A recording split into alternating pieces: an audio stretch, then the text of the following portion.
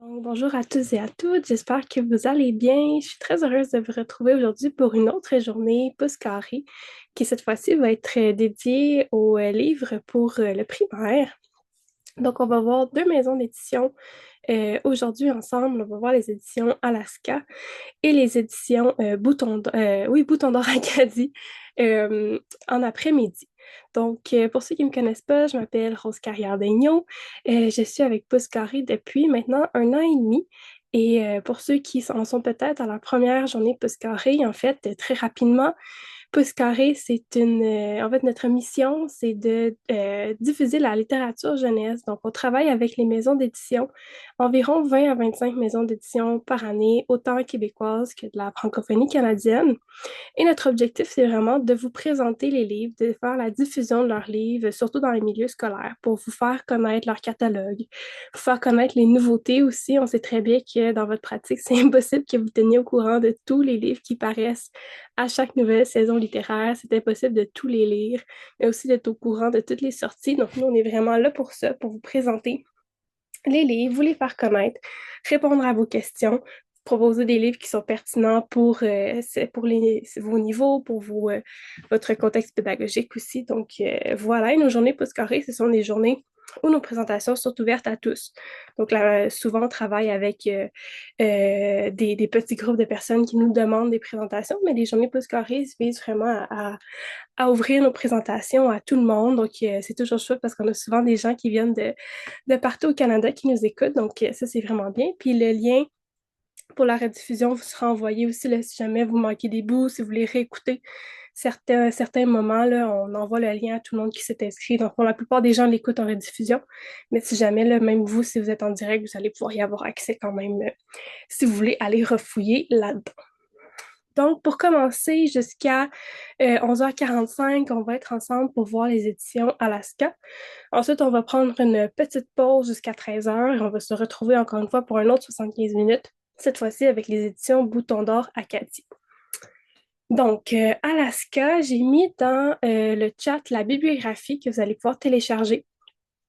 Pour ceux et celles qui ne sont peut-être pas familières avec nos bibliographies, en fait, c'est une liste de livres que j'ai sélectionnés en fait pour la présentation d'aujourd'hui. Donc, c'est une bibliographie qui est interactive. Vous pouvez cliquer sur les liens, ça vous amène au site, en fait, à la fiche du livre sur le site des libraires.ca. Ça peut vous permettre d'avoir des fois plus d'informations si jamais vous voulez vous procurer les livres. Et vous avez aussi des liens vers les outils pédagogiques qui sont proposés là, par les maisons d'édition. Vous pouvez cliquer dessus, ça vous amène directement sur le lien. Les éditions Alaska, c'est une maison d'édition québécoise qui propose des albums et surtout, en fait, qui se distingue par leur proposition d'albums interactifs. Donc, en fait, les albums ont la possibilité d'être vivants, si je peux dire. Donc, on a une application mobile qu'on peut télécharger qui s'appelle Alaska, tout simplement. Et cette application mobile-là que vous pouvez télécharger sur votre téléphone, sur une tablette, peu importe, ça vous permet de scanner les pages du livre. Donc, vous mettez votre téléphone, par exemple, vis-à-vis, j'ai pris une image au hasard, je mettrai mon téléphone vis-à-vis la page et là, sur mon écran, on verrait certains personnages ou certains objets s'animer en 3D ou il y a même du son des fois qui accompagne, des fois il y a des paroles, des fois il y a des bruits d'ambiance aussi qui sont ajoutés à cette animation-là. Ce sont des animations qui sont complémentaires au livre. Donc, c'est vraiment pas nécessaire d'y avoir accès pour pouvoir lire le livre. Le livre tout seul là, se tient sans cet ajout-là. Mais des fois, si c'est quelque chose qui est possible dans votre milieu d'avoir, ça peut être chouette de voir les images bouger, d'entendre les personnages parler.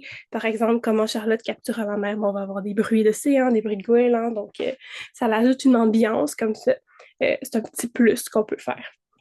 Si jamais, je sais que des fois, ça peut être un enjeu là, d'avoir accès justement à un appareil un téléphone ou une tablette, là, quelque chose qui vous permettrait de donner vie comme ça aux images. Sachez que dans les trousses pédagogiques qui sont disponibles pour chaque livre, il y a la possibilité de télécharger ces animations-là et de les projeter si vous avez un TBI ou un projecteur ou peu importe, vous pouvez projeter ces animations-là. Donc, c'est un autre moyen aussi là, d'y avoir accès. Dans le fond, les fiches pédagogiques chez Alaska fonctionnent un petit peu différemment. Ça prend en fait, il faut avoir le livre. Il faut posséder le livre pour avoir accès aux fiches pédagogiques. En fait, le dossier, si je peux dire, de la fiche pédagogique est protégé par un mot de passe. Puis ce mot de passe-là, ça va être un mot du livre. Ça va être, par exemple, bon, le dernier mot de la 32e page, par exemple. Ben, ça va être le mot de passe pour accéder à la trousse pédagogique. Donc, il faut déjà posséder le livre. Mais une fois que vous l'avez en main, vous allez avoir accès pardon, à toutes sortes bon, d'activités pédagogiques plus classiques, si je peux dire, là, comme on trouve normalement dans les fiches pédagogiques. Mais vous allez avoir accès justement à tous ces fichiers audio et vidéo là, que vous pouvez projeter. Ça peut être aussi plus facile là, si on veut montrer les animations à un grand groupe, des fois sur un petit écran de téléphone. Ça peut être difficile de montrer à tout le monde, mais ça, c'est une autre possibilité. Sachez-le que vous pouvez utiliser votre projecteur en classe pour y avoir accès. Je vais sans plus tarder, après toute cette longue introduction, ma foi, commencer à vous présenter les livres des éditions Alaska. J'ai décidé de vous les présenter un peu en ordre de parution. Donc, je vais y aller avec les plus récents, puis je vais passer à travers ma pile comme ça. Si jamais vous avez des questions à n'importe quel moment, n'hésitez surtout pas à m'interrompre. Vous pouvez utiliser la fonction lever la main ou tout simplement prendre la parole. Là. Il n'y a vraiment pas de souci. Ou dans le chat, si vous voulez écrire, ça fonctionne aussi. Donc, le premier livre que je voulais vous présenter, c'est une nouveauté de Anne Renaud et illustrée par Catherine Petit qui s'appelle Comment Charlotte captura la mer. C'est l'histoire de Charlotte qui passe les vacances d'été chez sa grand-mère, probablement quelque part en Gaspésie. Bref, on est sur le bord de la mer et Charlotte a vraiment passé le plus bel été à jouer dans le sable, jouer dans les vagues, jouer avec les goélands, trouver des coquillages, faire des châteaux de sable. Ça a vraiment été un été absolument magnifique. Mais là, c'est bientôt la rentrée scolaire. Elle doit retourner chez elle, doit quitter sa grand-maman et doit aussi quitter la mer. On la trouve le matin de son départ. Elle est très triste et elle voudrait en fait trouver un moyen d'emporter la mer avec elle pour alléger sa tristesse et pouvoir avoir la mer avec elle tout au long de l'année sans devoir attendre les prochaines vacances scolaires. Sa grand-maman va lui dire ben, je suis sûre que tu vas trouver une solution. Tu es une petite fille créative, je crois en tes capacités.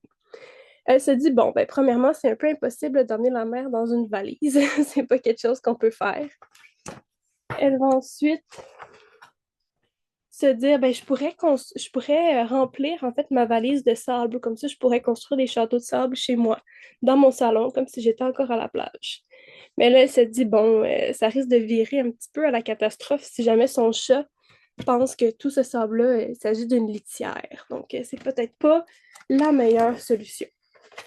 Et bien ensuite, se dit ah, je sais, je vais arrêter de me laver. Plus de bain pour moi. Comme ça, le parfum salé de l'eau va rester dans sa peau, dans ses cheveux. Puis elle va toujours pouvoir sentir la mer. Mais là, sa grand-mère lui fait remarquer, ben, tu sais, c'est peut-être pas la seule odeur que tu vas dégager si tu arrêtes complètement de te laver. Elle va comme ça trouver plein de solutions qui, au final, là, ne sont pas vraiment efficaces. Elle va ensuite aller se coucher ce soir-là, son dernier soir qu'elle passe chez sa grand-mère. Et sur sa table de chevet, il y a une boule à neige, comme ça. Vous savez là, qu'on peut secouer, puis un paysage enneigé là, qui va prendre vie. Elle secoue cette boule à neige-là et ça va lui donner en fait une idée. Elle se dit pourquoi pas construire ma version d'une boule à neige qui pourrait me permettre là, d'avoir entre mes mains la mer. Donc, le lendemain matin, elle va se réveiller super tôt. Elle va aller chercher des grains de sable, aller chercher des coquillages, des algues aussi. Elle va demander à sa grand-mère de lui donner un pot en verre qu'elle va remplir d'eau de mer. Et elle va comme ça fabriquer sa boule à mer au lieu de sa boule à neige, comme ça avec sa grand-maman. Et à la toute fin, elle va pouvoir l'agiter. Puis on a les grains de sable comme ça qui vont tomber à la manière des flocons de neige dans une boule. On a les coquillages, on a les algues et aussi l'eau de la mer. ce qui fait en sorte qu'elle va pouvoir là, le garder sur sa table de chevet chez elle, puis quand elle s'ennuie trop, elle a seulement à secouer. Et c'est comme ça que Charlotte captura la mère. Et à la toute fin, on a des instructions si jamais on veut nous-mêmes fabriquer notre boule à mer. Donc, on nous dit qu'est-ce qu'on a besoin, puis on nous donne les étapes. Ça peut être des fois comme petite idée de bricolage, mais voilà, une belle histoire avec des illustrations vraiment magnifiques, là. Puis qui se passe sur le bord de la mer, ça donne hâte à l'été. On dirait que les illustrations, je trouve qu'elles sont tellement immersives. On dirait que j'avais l'impression que je chantais l'eau de la mer, j'entendais les goélands et tout. Donc, c'est vraiment une histoire qui fait du bien pour justement peut-être lire à la fin de l'année scolaire pour donner hâte à l'été, hâte aux vacances. Peut-être qu'il y en a de vos élèves qui s'en vont justement en Gaspésie ou sur le bord de la mer, là, peu importe où. Ça peut peut-être leur donner encore plus hâte aux vacances. Donc voilà comment Charlotte captura la mer. Je peux leur donner aussi peut-être un devoir au courant de l'été. Si vous allez sur le bord de la mer, pourquoi ne pas fabriquer vous-même votre boule à mer ou si vous allez, par exemple, là, je sais pas, en camping, on peut faire la même chose avec des cocottes, des brindilles et tout. On peut adapter cette idée de bricolage-là. On peut leur donner comme défi d'occuper leur été avec ce type de bricolage. Le deuxième livre que j'ai à vous présenter, c'est de Aimé Verret et illustré par Chantal Piché. Ça s'appelle Marco l'escargot au parc d'attractions.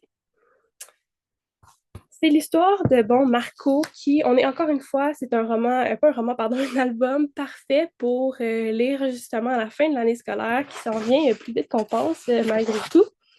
En fait, on est à la dernière semaine d'école et vous savez, la dernière semaine d'école, souvent on a des activités qui sont organisées et la classe de Marco s'en va passer la journée, ils font une sortie scolaire au parc d'attractions. Et là, on voit tous les élèves qui, sont très, très contents de cette sortie-là. Mais Marco, lui, est le seul qui n'a pas envie d'aller au parc d'attractions. En fait, il nous dit que c'est une catastrophe. Parce que Marco, il a très, très, très, très, très, très peur des manèges. Il a peur de se blesser. Il se fait plein de scénarios catastrophes où est-ce que, si par exemple, là, le, le petit véhicule dans lequel il se trouve alors qu'il fait le montagne russe déraille ou n'importe quel manège briserait. Ça lui cause vraiment, vraiment beaucoup de stress. Et il va faire tout pour éviter de se rendre au parc d'attractions. Par exemple, il va cacher la feuille d'autorisation que ses parents doivent signer pour que, ils puissent dire « Ah, mes parents ne m'ont pas donné l'autorisation d'aller à la sortie. » Mais ça ne fonctionnera pas parce que l'enseignante, quand elle va voir qu'elle a peu la réponse des parents de Marco, va les téléphoner et leur dire « Ah, je crois qu'il y a eu une erreur, j'ai pas reçu votre réponse pour la sortie au parc d'attraction. » Puis là, ses parents vont dire « Ah, mais bien sûr qu'on accepte que notre fils se rende à cette activité-là. » Donc, son plan a un peu échoué. Il va décider de remplir son sac à dos, en fait, de toutes sortes d'objets qui vont pouvoir l'aider à assurer sa sécurité dans le parc d'attractions. Donc, il remplit vraiment, c'est pour ça qu'il a l'air d'un escargot, là, on le voit bien sur la page couverture. Son sac à dos est tellement rempli, tellement immense qu'il a l'air d'un escargot qui porte sa coquille sur son dos. Il va utiliser diverses stratégies pour ne pas avoir à faire des manèges. Par exemple, il va porter des petites sandales, là, des gougounes, là, comme on dit dans le livre, qui vont faire en sorte qu'en fait, il va être trop petit pour la plupart des manèges. Il n'atteindra pas la hauteur permise. Mais là, une de ses amies va lui faire remarquer que porter des sandales ouvertes comme ça dans un lieu où tout le monde court, il y a beaucoup de gens, c'est peut-être pas très sécuritaire. Il pourrait se faire piler dessus, il pourrait recevoir une petite roche, par exemple, sur ses orteils. Ça pourrait lui faire encore plus mal. Donc, il dit, c'est peut-être pas une bonne idée. Il est obligé de mettre ses souliers de course. Il a aussi apporté avec lui un faux vomi qui va coller sur son chandail pour faire croire à son enseignante qu'il est malade et qu'il doit retourner à la maison. Évidemment, elle tombera pas dans le panneau, elle voit bien que c'est un faux vomi. Et il va s'asseoir sur un banc comme ça, avec son jeu vidéo, un peu seul en fait. Il veut pas suivre ses amis dans les manèges. Et son enseignante va aller lui parler. Et il va se confier sur le fait que, bon, les manèges, ça l'angoisse beaucoup, il a peur que tout tourne mal. Et son enseignante va lui dire que, ben, elle aussi, elle a peur de beaucoup de choses. Elle a peur des chiens, elle a peur des voleurs, elle a peur des extraterrestres, des fourmis, elle a même peur des trous dans le fromage et des fautes dans les dictées. Et elle va lui dire aussi, surtout qu'elle a beaucoup, beaucoup, beaucoup peur des araignées. Et là, Marco va un peu rire d'elle. Il va dire, mais oh, voyons, les araignées, ça fait pas peur, c'est tout petit, ça sert à beaucoup de choses, ça mange d'autres insectes. Et là, son enseignante va lui dire, ben justement, voilà, toi, tu n'as pas peur des araignées, tu trouves que ma peur est injustifiée, tu essaies de me convaincre de ne plus avoir peur des araignées, mais c'est exactement ce que j'essaye de faire en te disant, les manèges, ça peut être excitant, il faut arrêter de penser là, au pire qui pourrait arriver. Je suis sûre que si tu essayais, tu aimerais ça. Donc, ils vont conclure un marché où l'enseignante va promettre en fait de ne plus jamais écraser d'araignées. Même quand elle en voit dans la classe, elle va les amener à l'extérieur parce que bon, les araignées, c'est utile. Et en échange, Marco doit essayer au moins un manège de son choix. Ça peut être un manège de bébé même qu'il lui dit, mais ce serait leur marché qu'ils vont conclure. Et là, Marco, ben, il continue de trembler. On nous dit qu'il a quand même très, très peur, mais il se dit, bon, je dois remplir ma part du marché pour sauver les araignées. Et il va décider d'essayer les autotamponneuses. Donc, il va se rendre aux autotamponneuses. Puis là, on nous dit, mais avec son casque, quand même. Question de sécurité. Et finalement, ben, il va se rendre compte que les autotamponneuses, c'est amusant, il va avoir du plaisir avec ses amis et il va même peut-être là, vouloir essayer d'autres manèges au courant de la journée. Mais bon, il a surmonté sa peur et il a d'un coup sauvé les araignées de sa classe. Donc voilà pour Marco l'escargot au parc d'attractions. Encore une fois, un album là, qu'on peut lire comme ça là, dans les dernières semaines, dans les derniers journées pardon, avant les vacances d'été. Là. Je pense que ça donne vraiment cette ambiance-là. Peut-être même que vous avez une sortie du même genre qui est planifiée avec votre classe. Donc, ça peut être une bonne introduction, justement. Donc, voilà, Marco l'escargot au parc d'attractions.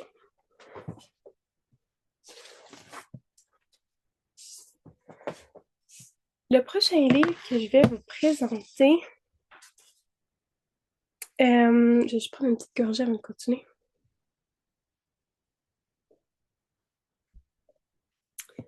Je pense que c'est un de mes préférés là, aux éditions Alaska. Je l'aime beaucoup. C'est de Magali Elément. Ça s'appelle Les Mal-aimés. Les Mal-aimés, c'est l'histoire de tous ces légumes-là là, qui ont l'air un peu fâchés, qui ont l'air de ne pas avoir passé une belle journée. En fait, ils vont nous expliquer que les légumes, ce sont les ennemis jurés de tous les enfants. Et en fait, ils veulent nous faire comprendre qu'au final, ben, ils ne sont pas vraiment méchants. Même si, bon, il y en a certains qui ont une allure un peu spéciale, qui ont des textures qui peuvent sembler étranges, qui ont des odeurs bizarres. Et il y en a même qui sont poilus, on nous dit.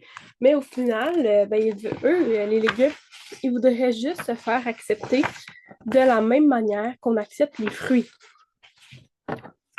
On disait, tous les enfants adorent les fruits, adorent les bananes, par exemple, mais nous, bon, on est les cousins des fruits, puis on se fait rejeter. Ils veulent en fait améliorer leur sort.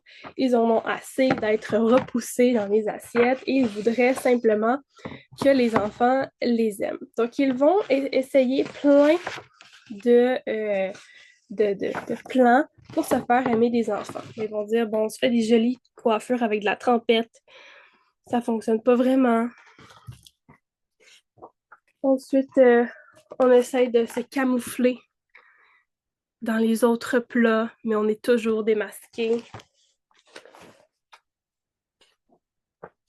Bon, ben, ici, là, l'enfant a mangé toutes les pâtes sauf les champignons. Donc, essaye d'être comme des ninjas, mais ça fonctionne pas vraiment. Ensuite, on nous dit qu'ils essayent l'arme secrète, la redoutable, la puissance incarnée. Et ça pourrait bien être le ketchup. Mais on nous dit, même dans une mare de cette sauce aigre-douce, nos petits mal-aimés restent intouchés. Et là, bon, on planifie une réunion au sommet, là, Monsieur Carotte convoque une assemblée. Il faut absolument remédier à cette situation une fois pour toutes. Il n'y a rien qui fonctionne. Et là, il y a un tout petit poids dans l'assemblée qui va lever sa main timidement et qui va proposer quelque chose d'audacieux. Il va dire pourquoi est-ce qu'on ne demanderait pas simplement aux enfants d'être nos amis? On n'a jamais vraiment, on a tout expérimenté, mais on n'a jamais vraiment pensé à une solution très simple qui serait dialoguer avec eux. Donc, ils vont rédiger une proposition qu'on peut lire. Donc, on nous dit, chère petite créature en train de lire ce livre, nous sommes présentement à la recherche d'amis courageux et curieux qui voudront bien accepter notre amitié. En échange, nous te promettons de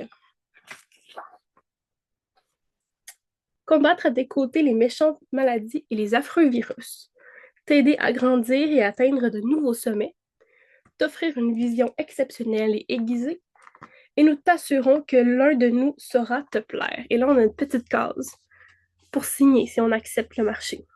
Donc, on peut signer la classe de votre prénom ou comme ça, on peut, si on accepte. Et là, bon, on a accepté le marché. Hurrah, on va faire une fête pour célébrer cette nouvelle amitié, une méga extra fête. Et bon, évidemment, c'est une fête dans laquelle il y aura du gâteau aux carottes, une piscine de trempettes pour les légumes, de la trempette aux épinards. Donc, c'est la réconciliation entre les enfants et les légumes. Donc, je trouve que c'est une manière qui est rigolote là, d'aborder justement cette espèce de répugnance pour les légumes. Ça peut être drôle justement de faire ce marché-là avec la classe, puis là, on peut être réconcilié. Puis c'est aussi très drôle, on est dans l'exagération, pardon. Vous avez vu les illustrations aussi, sont très parlantes. On a des mots en gros caractères, on a des personnages qui sont très expressifs, on joue avec la typographie, là. Par exemple, cette page-là, je pense qu'elle est très parlante. Donc, un livre très dynamique avec les mal-aimés.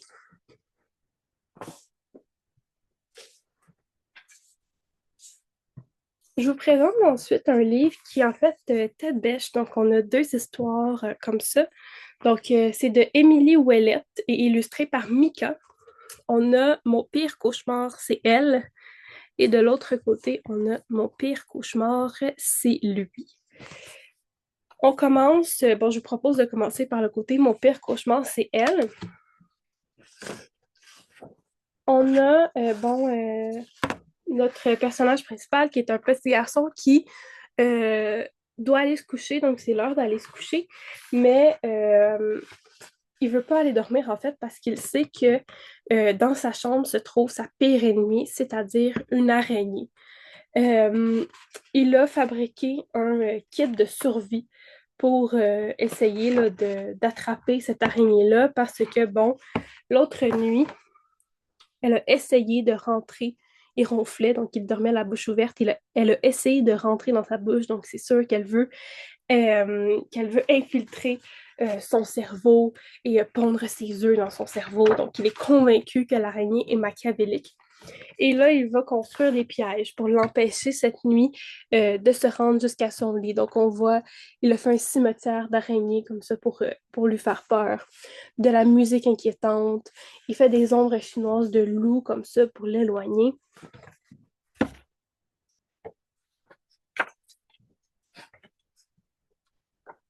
Pardon. Mais malgré tout, on a la page où les deux histoires se rencontrent, là, qu'on lit dans ce sens-là. Et on voit que malgré tout, il y a la rencontre entre l'araignée et notre personnage qui dit, bon, je vais t'attaquer. Euh, il reçoit un petit bout de papier comme ça dans les yeux. L'araignée, elle a peur de tous ces pièges. Et il va finalement là, se calmer et se dire, t'as peur de moi? Non, moi, c'est moi qui ai peur de toi. Non, non, moi, j'ai peur de toi. Non, c'est moi qui ai peur de toi. C'est toi le géant. Et là, il va y avoir comme une petite réconciliation, comme ça, on comprend.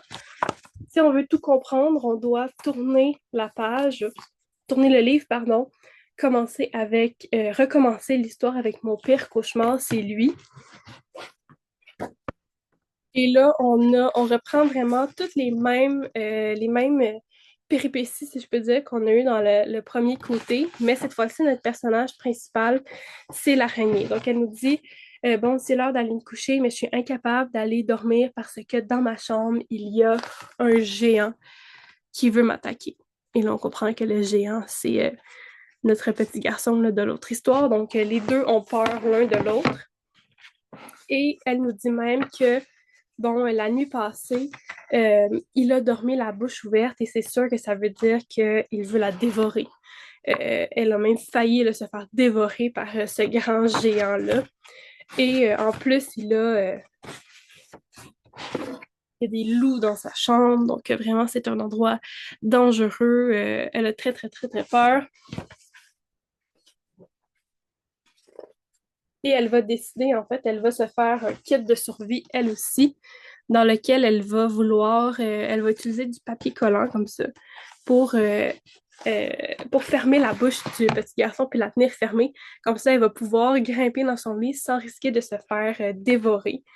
Et c'est là qu'on retourne à la même page de rencontre où est-ce que, bon, là, on comprend que le petit papier qu'il a reçu, c'était le papier collant qu'elle voulait utiliser pour fermer sa bouche pour ne pas se faire dévorer.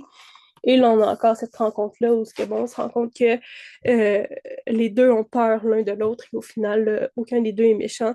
On a même une réconciliation où est-ce qu'il va lui offrir un petit bonbon comme ça. Donc voilà, un livre qui est chouette. J'aime bien les livres tête bêche. Je trouve que c'est drôle d'avoir deux versions de l'histoire, mais aussi pour aborder justement les petites peurs des araignées. On peut faire le lien même avec Marco l'escargot au parc d'attractions, puis la peur des araignées, mais de n'importe quelle autre petite bébite.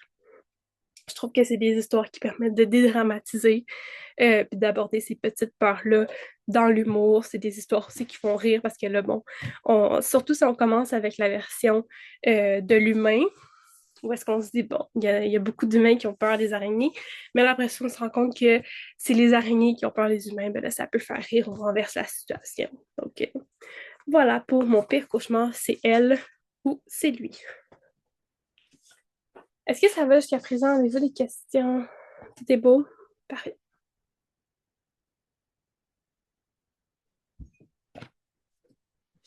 Le prochain livre que j'ai à vous présenter, c'est aussi un livre qui est interactif.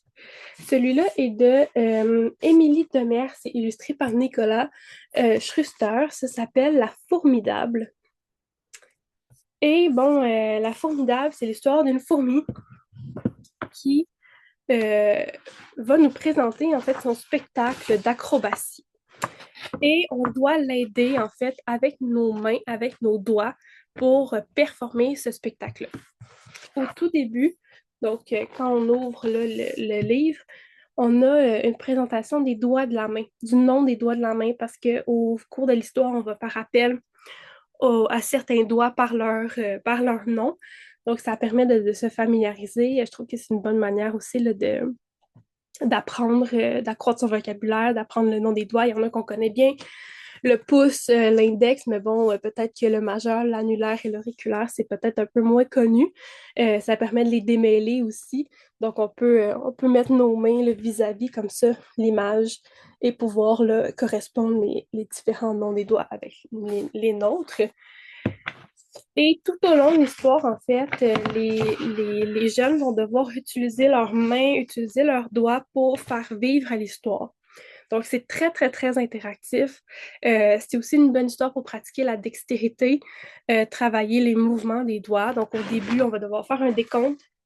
Donc, 5, 4, 3, 2, 1, avant le début du spectacle.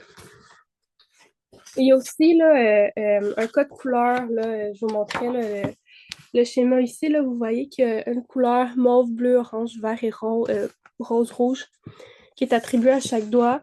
Dans l'histoire, quand il va être question d'un des doigts, les images vont être de la couleur correspondante. Donc, ça peut aussi aider, par exemple, tout ce qui est pouce va être rouge, tout ce qui est index va être vert. Donc, ça permet aussi là, de s'y retrouver comme ça. C'est un peu difficile au début là, de se souvenir du nom des doigts. Donc, on a fait le décompte jusqu'à l'arrivée de notre acrobate qui va performer pour nous. Et là, bon, on doit, par exemple, sur la paume de ta main apparaît l'étonnant insecte. Donc, on doit tenir notre main ouverte. Le spectacle va commencer. souffle très fort vers la fourmi. Elle résiste au vent en s'agrippant de toutes ses forces comme elle est puissante. Puis là, on va faire plein de tours comme ça à la fourmi. On va nous demander, par exemple, de faire un téléphone avec lève ton pouce et ton auriculaire. Ça fait comme un téléphone, puis là, bon, la formidable va nous appeler au téléphone. Ensuite, on nous dit, oups, on nous dit maintenant, bon, on est en position téléphone, maintenant, baisse ton auriculaire, ça fait un pouce que la formidable va escalader. On va lui demander aussi de bon, tourner nos pouces comme ça pour lui faire des culbutes. On va nous demander de ouvrir, fermer le poing pour la faire disparaître et réapparaître. On va nous demander de faire des ponts avec nos doigts comme ça, de coller nos annulaires pour faire un pont, de faire comme si on prenait un cadre photo, donc vraiment plein de mouvements comme ça qu'on doit faire. Je trouve que c'est un livre qui est chouette à lire des fois quand la classe est surexcitée comme ça, ben là au moins on lit une histoire, mais on doit bouger, on doit répondre comme ça permet peut-être de calmer un peu, puis de se recentrer, puis de bouger, bon à la fin on va faire un cœur, donc toutes sortes de mouvements comme ça. Et à la toute fin, bon, on doit l'applaudir, bien évidemment, d'avoir fait tous ces numéros, toutes ces acrobaties-là. Ce que je trouve bien aussi dans ce livre-là, c'est que, bon, je peux peut-être vous le montrer de plus près, là, mais toutes les illustrations, ce sont des traces de doigts, en fait. Du doigt qui correspond, là, encore une fois, au code couleur. Donc, ce qui est en rouge, ce sont des traces de pouces. Et on a la fourmi qui est en noir, mais qui est elle aussi faite avec des empreintes digitales. Donc, je pense que ça peut être chouette aussi comme activité de bricolage à la manière de, ou est-ce qu'on peut recréer ça, nous aussi, soit en trempant notre pouce, bon, dans de l'encre, c'est peut-être un petit peu, un petit peu salissant, mais avec de la peinture, ou même on peut mettre nos doigts dans de la pâte à modeler, par exemple, ou dans des matériaux comme ça qui peuvent qu'on peut écraser avec notre doigt, pardon, et pour voir quel autre animal est-ce qu'on peut créer qu'une fourmi avec nos empreintes digitales. Est-ce qu'on peut faire, par exemple, un papillon? Est-ce qu'on peut faire, je sais pas moi, un lion? Il y a même d'autres activités qu'on peut faire avec nos traces de main au complet. Il y a beaucoup, bon, par exemple, si on prend nos mains et on les met sur un papier avec de la peinture, ben, ça peut faire, par exemple, les ailes d'un papillon.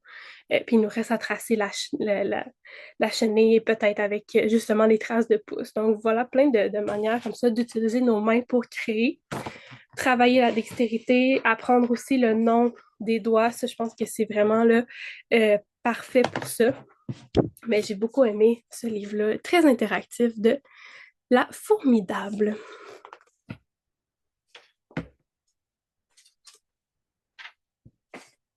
Ensuite, j'ai un album à vous présenter qui est en fait inspiré d'un fait réel. Donc, je pense que les deux prochains en fait sont inspirés de faits réels. Donc, je pense que ça peut être chouette de présenter ça comme ça avec les élèves, de voir comment est-ce qu'on peut justement s'inspirer de la réalité pour écrire des histoires, démêler le vrai du faux. Ça peut être intéressant de voir si eux aussi peuvent s'inspirer de certaines anecdotes. Ça peut être un moteur d'activité d'écriture, de raconter une anecdote qu'ils ont vécue, puis d'en faire une histoire, de rajouter des parts de fiction, bref. Je pense que ça peut être une manière intéressante d'amener ces livres-là en classe. Le premier s'appelle Le Python de Verdun. C'est une histoire de Sophie Bernier, illustrée par Sarah Fortier. C'est une histoire en fait qui s'est réellement déroulée là, dans le quartier de Verdun à Montréal, où est-ce qu'il y a un python domestique pardon, qui s'est échappé. Et bon, on l'a cherché pendant des jours et des jours et des jours. La police est impliquée là-dedans. Puis il a été finalement retrouvé là, presque un mois plus tard. Et Sophie Bernier a décidé d'écrire, de rendre, de se servir, bref, de cette histoire-là pour écrire l'histoire de Lady. Lady qui est, bon, un serpent python. On nous dit qu'elle mesure 122 cm, elle a 1 an et demi, et cela fait 1 an et demi qu'elle se demande ce qu'il y a dehors. Donc, depuis qu'elle est née, Elle a toujours voulu explorer l'extérieur. Elle est dans une maison depuis toujours. Et bon, on est mercredi soir et la porte est restée entrouverte. C'est maintenant ou jamais. L'exploration commence. Et là, Lady va se rendre à l'extérieur. Au début, elle va là, être un peu émerveillée par tout ce qu'elle voit, mais elle va rapidement se rendre compte en fait que il y a beaucoup d'inconnus là-dedans et ça lui fait un peu peur. Donc, elle va se camoufler.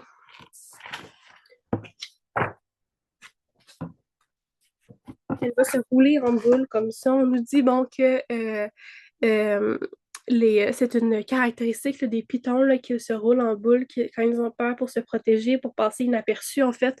Euh, comme ça pour se camoufler. Et là, bon, évidemment, la famille là, de Lady vont la rechercher, ils vont appeler le 911 pour signaler sa disparition parce que, bon, reste que c'est un serpent qui est quand même dangereux et qu'il est en liberté comme ça dans un quartier résidentiel. Ils vont essayer, bon, il y a des secouristes pour animaux qui vont être dépêchés aussi. On va essayer de la retrouver. On a tout plein d'équipements, mais elle est vraiment introuvable. Et là, il va y avoir vraiment là, un, un effort de communauté où est-ce que tout le voisinage vont se mettre ensemble pour essayer de retrouver Lady. Tout le monde cherche, tout le monde aide. Il y a un plan là, qui est monté comme ça pour rendre la recherche plus efficace. Même que des fois, bon, on pense avoir certaines pistes, on pense la repérer sur le toit d'un immeuble, on se rend compte que c'est un faux serpent là, qui est laissé là pour faire peur aux oiseaux, pour que les oiseaux viennent manger les récoltes. Donc, on a été mené sur une fausse piste, mais vraiment, là, tout le monde met la main à la porte. On voit même les enfants là, qui sont bien équipés pour faire les recherches. Et là, on nous dit, bon, les jours passent, on trouve aucune trace de Lady et bon, l'espèce d'effet de recherche comme ça commence à s'estomper un petit peu. On commence un peu à perdre espoir de retrouver Lady un jour. On nous dirait même que 30 dodos passent et Lady ne bouge pas de sa cachette. Mais là, à un moment donné, elle va bien devoir sortir parce que, ben, elle va mourir de froid, elle va mourir de faim. On voit là, que l'automne commence, il y a des feuilles par terre et elle va devoir prendre son courage à deux mains euh, et, euh, et sortir de sa cachette. Elle va être récupérée dans une boîte comme ça. Et on nous dit que le maire de Verdun vient lui-même constater la capture du terrifiant python. En apercevant la bête, il s'écrie: Elle est bien plus petite que je pensais. Et finalement, bon, tout est bien qui finit bien, mais on va nous raconter dans un dossier informatif à la fin, on va avoir des véritables photos. Donc voici Lady dans la vraie vie, là, quand elle a été capturée dans la boîte à la toute fin. On voit ici l'équipe de secouristes animaux aussi qui l'ont récupérée. Puis on nous dit bon que avec justement le maire de Verdun, puis que bon, c'est vraiment une phrase qu'il aurait exprimée quand on a retrouvé Lady, qu'il aurait dit bon qu'elle était beaucoup moins longue que ce qu'on aurait dit. Et on a des faits aussi sur les pitons comme ça, donc leur alimentation, caractéristiques, comportement, longueur adulte, on va les comparer là, à certains, bon, une guitare, une baignoire et même un tigre. Donc voilà, je trouve que ça peut être drôle justement de voir avec les élèves comment est-ce qu'un fait divers journalistique peut avoir pris tant d'ampleur. On nous dit même là, dans le petit dossier là, que la nouvelle a fait carrément le tour du monde où est-ce que bon, il y a un python en liberté dans un quartier de Montréal et on est incapable de le retrouver. Donc ça a vraiment été très populaire là, dans les médias. Ça peut être drôle de voir justement avec les élèves, ben, euh, quelle petite anecdote comme ça qui semble un peu anodine, on peut utiliser pour écrire une histoire, s'en inspirer et voilà, jouer avec l'actualité comme ça. Donc voilà pour le Python de Verdun.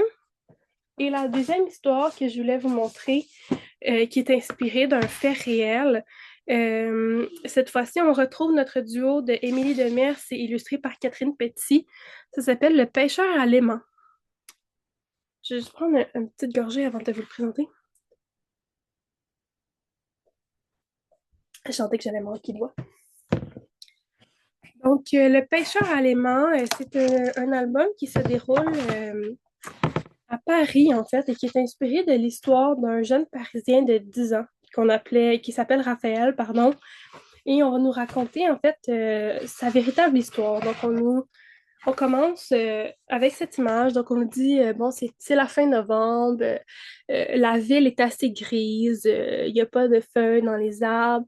Et Raph, en fait, à tous les jours, en se rendant à l'école, il marche sur le bord de la Seine à Paris. Et ben, il trouve que c'est vraiment laid, en fait, parce que ben, on voit tous les déchets qui sont dans les buissons, on voit des déchets flotter sur la Seine aussi. Tout est gris, tout est moche. Et il trouve ça là, vraiment déprimant. Il va, après l'école, bon, on nous dit, comme à l'habitude, il rentre chez lui, il s'allonge sur le canapé du salon, il se repose quelques minutes devant sa tablette, puis il va tomber sur les vidéos d'une personne qui pêche à l'aimant dans les fleuves et les rivières de France. Donc, on a cet homme-là qui a un gros aimant. Et il va nettoyer les cours d'eau un peu partout en France avec son aimant. Donc, il y a un aimant qui est accroché là, au bout d'une corde qui va plonger dans l'eau. Puis là, bon, les déchets métalliques vont se coller dessus, puis il va pouvoir les pêcher comme ça et nettoyer les cours d'eau. Puis là, dans ses vidéos, cet homme-là, bon, il montre un peu toutes les choses inusitées qu'il retrouve. Donc, on voit par exemple ici une girouette, mais on a aussi là, des vélos, des clôtures, des roues, vraiment un peu de tout et de rien. Et le rat va être en fait inspiré par cette vidéo-là. Il va se dire, ah, mais je devrais faire la même chose avec la scène, comme ça, mon trajet pour me rendre à l'école va être plus beau, va être plus propre, ça va être bénéfique pour tout le monde. Il va décider, en fait, Noël approche, on est la fin novembre, il va décider de reviser sa liste pour le Père Noël. Donc, il nous dit, on a ici, cher Père Noël, j'ai été très sage cette année. Voici les cadeaux que j'aimerais recevoir. Puis là, on voit qu'il a barré un jeu vidéo, il a enlevé un circuit de voiture et un modèle réduit d'avion. Il a quand même gardé un train électrique. Et il a rajouté des aimants et des cordes. Merci beaucoup.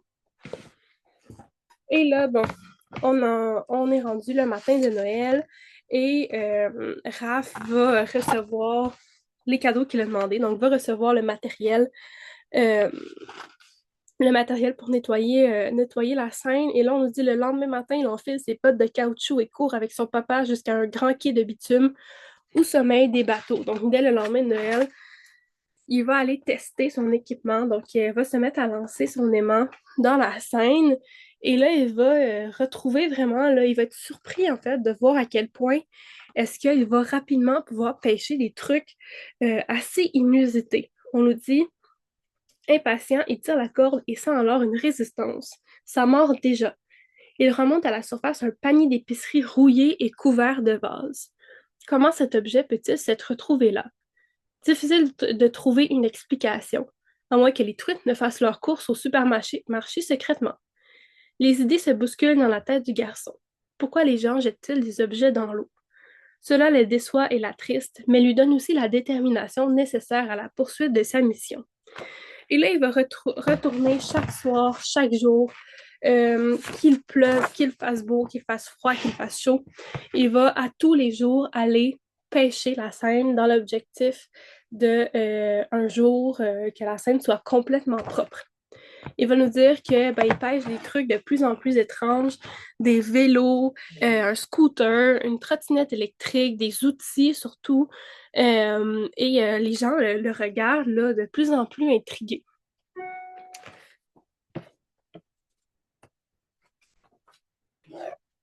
Il va même pêcher un poisson-ci.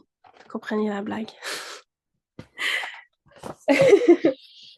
Et un jour, il comprend il voit qu'il y a quelque chose qui s'accroche à son aimant, mais c'est trop lourd. Il n'est pas capable de tirer tout seul hors de l'eau. Et là, il va se dire, bon, je vais recueillir, je vais demander à des gens de venir m'aider. Je vais revenir le lendemain avec beaucoup de personnes pour qu'on puisse retirer cette espèce de monstre-là qui est accroché à mon aimant. Donc, on voit là qu'il y a beaucoup de gens, même des passants qui ne le connaissent pas, qui vont se porter volontaires pour tirer l'objet hors de l'eau. Et c'est là qu'on se rend compte que ce qui sort, c'est carrément une machine à laver. Donc vraiment, là, quand on dit comment est-ce qu'elle a pu arriver là, euh, et cette pêche-là là, qui a nécessité pardon, l'aide de beaucoup de gens, mais ça l'a motivé certaines personnes à se joindre quotidiennement à lui. Donc, ces personnes-là qui l'ont aidé vont revenir le voir, vont continuer à l'aider. Ça va attirer d'autres personnes, puis là, ça a un effet boule de neige comme ça, où de plus en plus de gens vont se joindre à lui de manière quotidienne. Puis là, il est plus seul à pêcher à l'aimant. Il y a beaucoup, beaucoup de gens qui se sont eux aussi procurés du matériel et qui vont l'aider à chaque jour. Il va même passer en entrevue à la télé où est-ce qu'il va raconter un peu d'où lui est venue cette idée, quelles sont ses motivations, quels sont ses objectifs aussi. Et là, on voit que la nouvelle fait le tour du monde. Donc, on a un enfant qui est dans la montagne qui dit, Maman, on m'a dit qu'ils ont pêché une moto grande comme ça. On est même en Égypte devant les pyramides. Il paraît qu'ils ont trouvé une armure de chevalier. On est aussi à Montréal devant le stade olympique. J'ai lu dans le journal qu'ils ont ramassé 11 tonnes de déchets cette année et on est finalement là à Londres. J'ai acheté un aimant pour dépolluer le canal, moi aussi. Donc on voit vraiment que l'histoire de Raph fait le tour du monde. Ça motive d'autres jeunes de d'autres pays à faire de même. Et là, on voit que, bon, de plus en plus, à travers l'histoire, l'image prend de plus en plus de couleurs, là, comme vous voyez. L'eau devient aussi de plus en plus bleue, jusqu'à ce que ça donne cette magnifique dernière illustration-là, où est-ce que, en fait, on reprend la même illustration qu'au début, la même prise de vue sur la tour Eiffel, là, où est-ce que tout était gris, tout était laid, tout était sale. Et là, on a la dernière image là, qui est très colorée, où est-ce qu'on voit, bon, il y a des fleurs, il y a des animaux, il y a des enfants qui jouent sur le bord de l'eau. La couleur de l'eau aussi est bien plus belle. Et on nous dit, bon, de l'eau coule sous les ponts de Paris, des clés, des chandeliers, puis les rayons chauds du soleil d'été, des pelles de la vaisselle, puis des feuilles d'automne tourbillonnent dans le ciel, des pioches, des cloches, puis l'hiver approche, des bicyclettes, des trottinettes, puis une tempête, des écrans, des cadrans, puis l'arrivée du printemps, des couteaux, des marteaux, puis des bons mots, des cadenas, des ressorts de matelas, puis des entrevues avec les médias, des outils, des skis, puis de nouveaux amis, des jeux, des métaux précieux, puis la scène bleue. Les oiseaux construisent leur nid dans les arbres qui l'abordent, les libellules voltigent au-dessus des remous, les poissons chatouillent les orteils des enfants. Les Parisiens assis sur les bancs publics se laissent charmer par le cours de l'eau et son bruissement mélodieux. Et on a un saut dans le temps, on a Raph qui est maintenant adulte et qui nous dit que, bon, il a vu dans les médias qu'il y a un bateau maintenant qui se promène dans les océans, là, vraiment dans des endroits plus lointains des océans pour nettoyer les eaux. Donc, il y a vraiment l'impression là, que, bon, son action était peut-être très petite, c'était peut-être une mini-goutte dans un grand océan, mais il y a vraiment l'impression d'avoir fait une différence. Puis il trouve là, que c'est très motivant. Et à la fin, on a un dossier où est-ce on voit des réelles images là, de Raph et de sa pêche aussi. Donc ça, c'est des vélos qu'il a pêchés là, dans la Seine. Et on a aussi sur l'autre page une liste d'organismes québécois qui font un peu la même chose. Si jamais ça nous inspire à nous impliquer, aussi on veut faire plus de recherches aussi avec les élèves sur qu'est-ce qui se fait au Québec cette fois-ci, là, un peu dans la même veine là, dans la même idée là, de nettoyer les cours d'eau au Québec. On peut aller fouiller sur les sites de ces organismes-là, aller voir qu'est-ce qu'ils font, trouver des images de leur nettoyage. Donc voilà, une belle histoire justement qui, ben moi je pense que ça montre que justement c'est pas parce qu'on est un enfant qu'on est plus petit, qu'on a peut-être moins de poids entre guillemets dans la société, qu'on peut pas faire de grandes choses, qu'on peut pas avoir des grands impacts en posant des actions comme ça. Donc je trouve que c'est motivant comme histoire. Ça peut motiver certains à agir, à faire des petits gestes pour l'environnement, mais qui au final peuvent avoir des grands impacts. Et c'est aussi une belle histoire qui s'inspire d'un fait réel, encore une fois. Donc, Ça aussi, ça peut être une idée de voir, bon, quel petit héros du quotidien comme ça tu connais, puis on pourrait écrire son histoire ensemble. Par exemple, si, je sais pas, un membre de notre famille fait aussi des petits gestes comme ça, qui est peut-être pas un héros qui est connu de tous, qui est connu de manière internationale, mais qui a des actions là, qui pèsent beaucoup, de voir, bon, est-ce qu'on pourrait écrire son histoire à la même manière que Raph. Donc voilà, pour le pêcheur à l'aimant. Je prends une petite gorgée. Avez-vous des questions? Tout va bien? Parfait.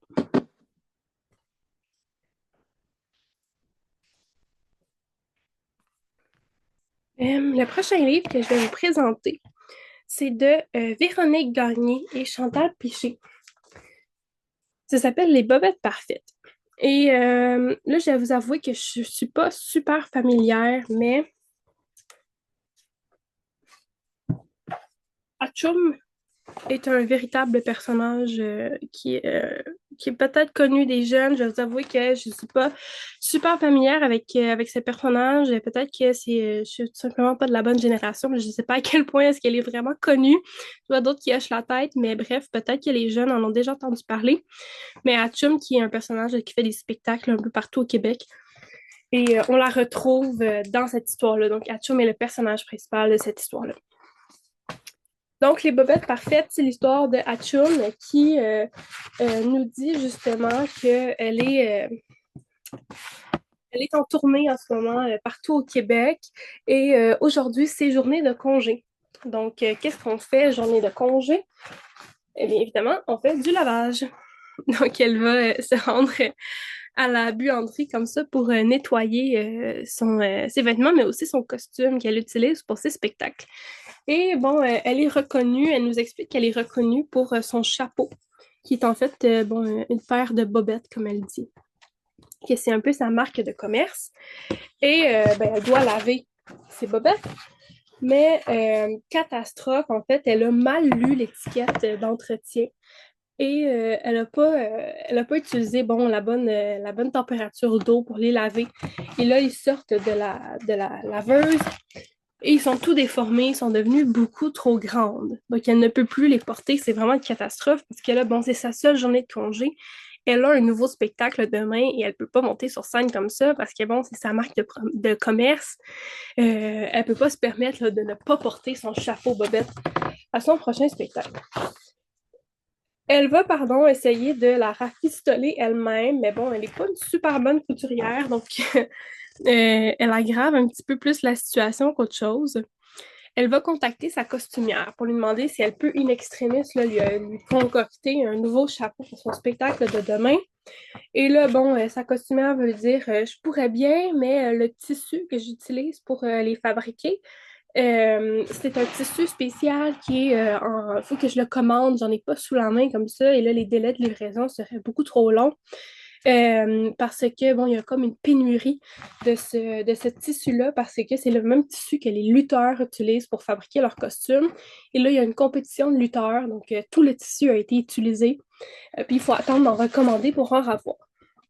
Et là, Chum se dit, ah ben ça tombe bien, j'ai des amis lutteurs, je pourrais aller les voir, peut-être qu'ils pourraient me prêter, peut-être qu'ils ont des retailles de tissu en quelque part que je pourrais utiliser, peut-être qu'ils pourraient m'aider. Donc elle va se rendre à la compétition de lutte. Et là, on voit les lutteurs comme ça, là, avec leur costume. Et là, bon, après le combat, Achum va aller les voir là, dans leur loge. Elle va leur expliquer la situation. Et c'est quand même drôle après ça de voir t'as les lutteurs qui avaient l'air super méchants, super redoutables. Tu les vois qui sont en train de rigoler puis qui sont au final là, pas si menaçants que ça. Et bon, on va leur dire ah, vraiment désolé, on n'a pas de retaille de tissu, mais j'ai une cape de trop. J'ai une cape de rechange. Je ne l'utiliserai pas ce soir. Tu peux peut-être l'utiliser puis découper le tissu pour te faire une nouvelle paire de bobettes chapeau. Donc, on voit ici là, qui offre sa cape pour qu'elle utilise le tissu. Et là, ben, en échange, pour le remercier, en fait, euh, elle va lui offrir son ancienne paire de bobettes qui est maintenant devenue beaucoup trop grande pour sa tête, mais en fait, elle est parfaite pour servir un lutteur. Donc, il va pouvoir utiliser comme ça. Ils vont faire un échange. Donc, une histoire qui va faire rire absolument. Si on connaît le personnage, ça peut aussi donner une, une histoire avec un personnage qu'on connaît déjà, un certain sentiment de familiarité, mais même si on ne connaît pas le personnage, c'est pas nécessaire à la compréhension de l'histoire. Puis c'est juste une histoire drôle qui fait rigoler, pardon, assez légère. Et on a, à la toute fin, en fait, on nous propose un petit chercher-trouve. Donc, on a différents éléments à aller retrouver dans les images. Donc, on nous dit, par exemple, combien de masques de lutteurs peux-tu voir dans le vestiaire? Donc, on retourne à l'image du vestiaire. À l'image du vestiaire ici, puis on doit compter combien de masques de lutteurs est-ce qu'on peut trouver. On en a qui sont en train de porter, mais on en a aussi qui sont cachés, comme par exemple ici, là, dans la pile de vêtements. Essayer de compter, puis on a les réponses aussi là, qui nous sont données à la fin.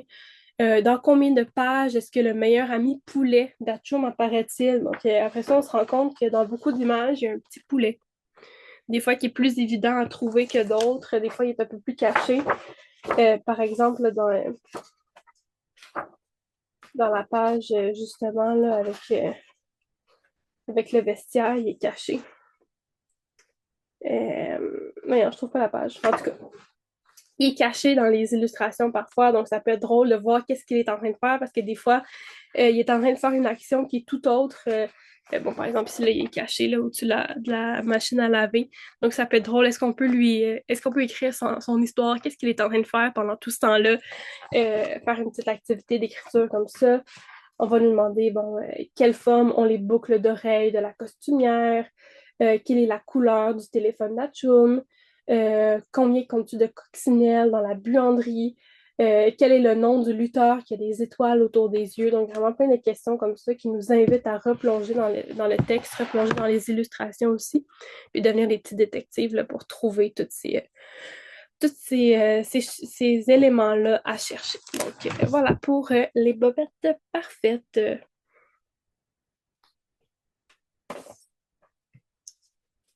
Je vais y aller ensuite avec celui-là. Il me reste une quinzaine, 10-15 minutes.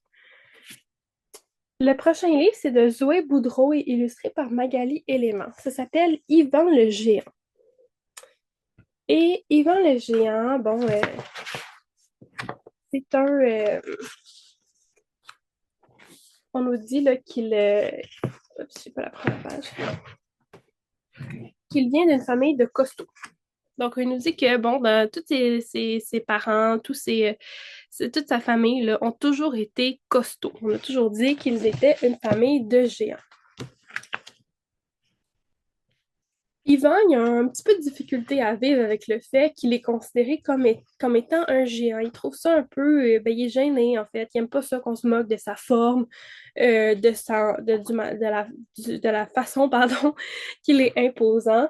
Et il nous dit que, bon, dans sa classe, il y a Gaëlle. Gaëlle, elle est belle comme le ciel. Le matin, on se rend à l'école ensemble. Il m'arrive même de porter son sac. Quand je suis près d'elle, mon cœur bat vite. Il va nous expliquer que quand il est avec Gaël, ben, il ne se soucie plus d'être Yvan le géant. Et là, bon, c'est la fête de Gaël en fin de semaine. Il a été invité là, à sa fête d'anniversaire. Tous les élèves de sa classe aussi sont invités. Et là, il se dit, c'est mon moment, je vais impressionner Gaël. Il va essayer toutes sortes d'habillements pour voir qu'est-ce qui fonctionnerait le plus. Donc ici, on le voit avec un costume un peu de chanteur hip-hop. On a ensuite la version disco, la version un peu plus cowboy. Il va essayer de trouver qu'est-ce qu'il devrait porter à la fête. Et il va finalement décider de porter un chandail noir comme ça. Et bon, ses parents vont lui dire, ben voyons, tu t'en vas à une fête d'anniversaire ou à un enterrement? T'es habillé un peu triste pour une fête d'anniversaire. Et il va nous dire, ben, il a lu en quelque part que le noir, ça fait paraître plus mince. Et il se dit comme ça, à la fête d'anniversaire, on va pas se moquer de moi parce que je vais avoir l'air plus mince, je vais pas l'air si costaud. Arrivé à la fête d'anniversaire, bon, il se rend compte qu'il observe un peu tout le monde, puis il se rend compte que tout le monde a des formes différentes, hein. On a ici un personnage qui est un peu plus triangulaire, lui qui est un peu plus circulaire. On a un peu tous des formes différentes et il se rend compte que ben, ça change pas grand-chose au fait. Il n'est pas moins ami avec quelqu'un parce qu'il y a une forme plus ronde ou une forme plus triangulaire, qu'au final, ça change rien. Et il nous dit ici, dans le fond, moi, je suis un peu le géant de ma classe. C'est quand même cool, le géant. C'est vrai que c'est cool, le géant. Et il va un peu reprendre confiance en lui de cette manière-là. À la fin, il va nous dire, bon, justement, là, c'est bête que les gens se moquent des autres parce qu'ils sont pas comme les autres. Je trouve ça plus beau quand chacun a sa couleur. Et bon, il y a du plaisir à l'anniversaire. Et c'est là qu'on va voir que à la toute fin, Gaël, on a seulement toujours vu sa tête comme ça. Et la dernière image, c'est comme ça. Et c'est là qu'on se rend compte que, bon, Gaëlle, elle est en chaise roulante, mais à aucun moment, ça a été mentionné par Yvan. Yvan a toujours, n'a jamais en fait décrit physiquement Gaëlle. Il la décrivait toujours par sa personnalité. Gaëlle et moi, on aime les mêmes sports. Gaëlle et moi, on aime faire les mêmes activités. Gaëlle, elle est très jolie. Gaëlle, elle est très gentille, pardon. Gaëlle, elle est drôle. Et c'est là qu'on se rend compte que, ben, l'handicap de Gaël n'a jamais été mentionné par Yvan parce que, bon, au final, ça change quoi? Au final, qu'elle soit en chaise roulante ou non. Et il nous dit même que, bon, cet anniversaire, c'était méga géant.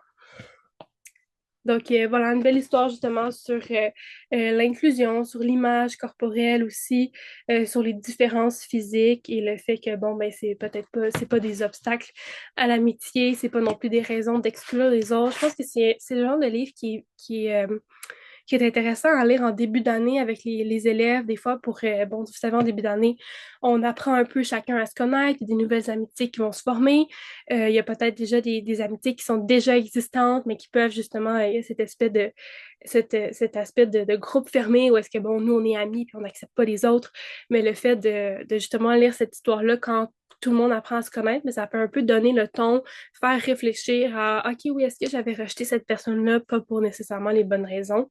Et c'est une histoire aussi qui est mignonne, là, qui fait rire. Je trouve que c'est amené là, de manière qui est très douce puis qui permet, qui amorce la discussion aussi sur l'acceptation, les différences corporelles et les handicaps avec les plus jeunes. C'est peut-être un livre justement qui s'adresse peut-être plus à quelque chose comme le premier cycle, mais voilà pour Yvan le géant. J'ai peut-être le temps de vous en présenter un dernier. Et un peu dans les mêmes thèmes sur, bon, les différences, l'acceptation, l'image de soi aussi. J'ai un livre de Marie-Lou Côté qui s'appelle Comme je suis. Les illustrations de ce livre-là c'est le texte et les illustrations par Marie-Lou Côté. Je les trouve tellement belles, c'est tellement doux. On a comme des petites couleurs pastel. On a aussi, je trouve que je peux peut-être vous montrer de près, là, mais le trait de crayon aussi est très doux. Je trouve que c'est des illustrations qui sont vraiment apaisantes. Une belle histoire de printemps, justement, là, comme, pour une belle journée comme aujourd'hui. Donc, c'est l'histoire de cette petite abeille qui nous dit que, bon, être une abeille, c'est vraiment la pire option qui n'existe pas. Parce qu'une abeille, c'est tout petit. Tout le monde a peur de nous. Et en plus, ben, les abeilles, c'est jaune et blanc, jaune et noir, pardon. Les abeilles sont jaunes et noires, puis il n'y a rien qui va avec le jaune et noir. Elle a de la misère à trouver des belles couleurs qui s'agencent avec, avec le jaune et le noir. Elle se dit, bon, pourquoi pas justement rose et bleu ou vert et blanc. Ce serait beaucoup plus joli, on serait beaucoup plus attirante. Peut-être que les gens auraient moins peur de nous. Ce qui la dérange beaucoup dans son apparence, c'est bon, oui, sa couleur, mais c'est aussi son dard. Elle voudrait se débarrasser de son dard parce qu'elle sait que c'est la cause de la crainte des autres envers elle, puis elle a l'impression que ce dard-là, ça correspond vraiment pas à son tempérament. Elle n'a pas envie d'attaquer les autres. Elle a envie de se faire des amis, elle est très douce, puis elle trouve qu'un dard, ça fonctionne pas vraiment avec sa personnalité. Elle va nous dire aussi qu'elle s'ennuie parce que, bon, à chaque jour, elle doit travailler très fort pour la pollinisation, puis qu'elle trouve ça un peu ennuyeux, puis que, bref, être une abeille, on dirait que ça lui correspond pas vraiment. On a des mots, les mots qui sont un peu plus difficiles vont être définis. Donc, par exemple, pollinisation va être défini en bas de page. On va avoir des petites définitions rapides, là, donc ça peut aider à la lecture si on utilise ce livre-là pour la lecture autonome ou juste si on veut donner une explication aux plus jeunes. Et bon, elle va commencer à s'imaginer en train de devenir d'autres animaux. Par exemple, une vache. Elle s'imagine devenir une vache. Donc, on voit elle s'imagine avec des pieds de vache.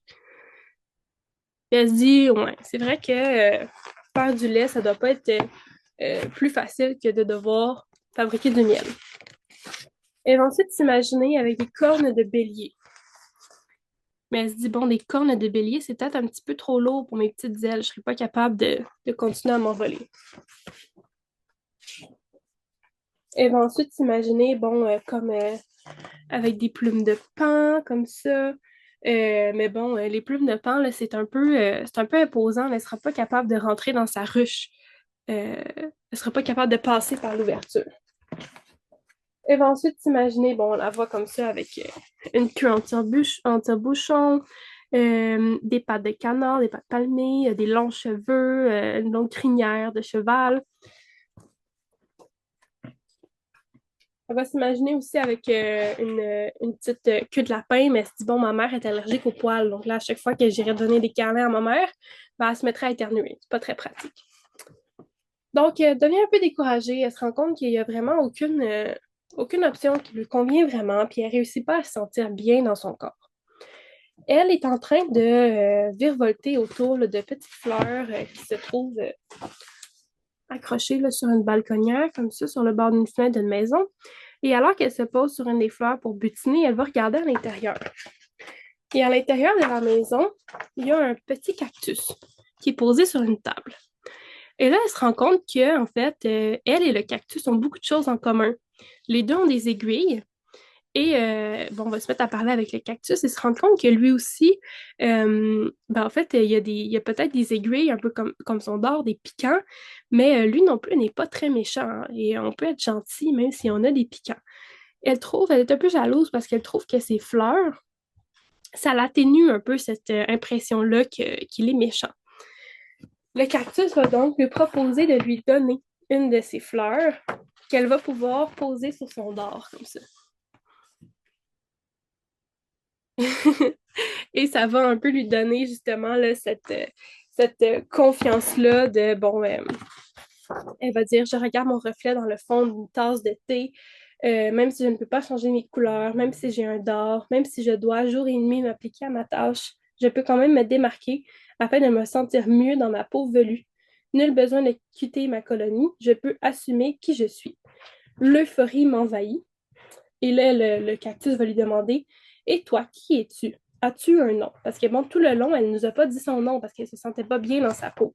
Et finalement, bon, on va dire tout sourire et brave, je lui réponds, merci, je suis enfin moi. Appelle-moi Noah.